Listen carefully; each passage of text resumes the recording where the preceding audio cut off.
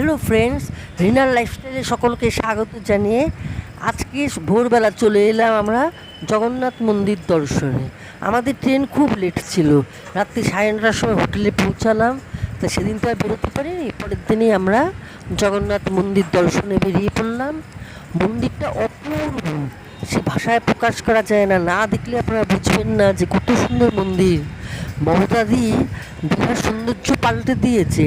পুরা মন্দির যেমন তৈরি করেছে, রাস্তাঘাট সমস্ত কিছু, সমুদ্র পাশ এত সুন্দর পরিষ্কার পরিচ্ছন্ন ঝকঝকে, কোনোদিন আগে এরকম দেখিনি।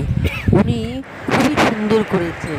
এই দেখুন মন্দিরটা, আমরা মন্দিরে গিয়ে পুজো দিয়েছি।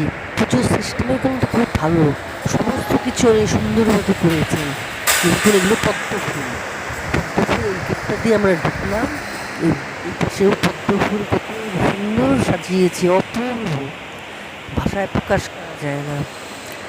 তারপর আমরা মন্দিরে পুজো দিলাম, এত সুন্দর পুজো দিলাম, মন ভরে গেল। মনে হয় মন্দিরের মধ্যে বসে থাকি।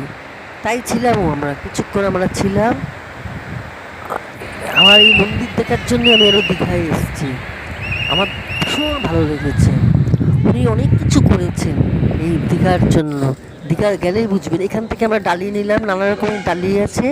ডালি নিয়ে উল্টো দিকেই মন্দির, জুতো খুলে ওইদিকে আমরা এখান থেকে ডালি নিয়ে আমরা মন্দিরে চলে গেলাম। যদি আপনাদের ভালো লাগে লাইক কমেন্ট করে দেবেন। আপনারা ভালো থাকবেন, সুস্থ থাকবেন।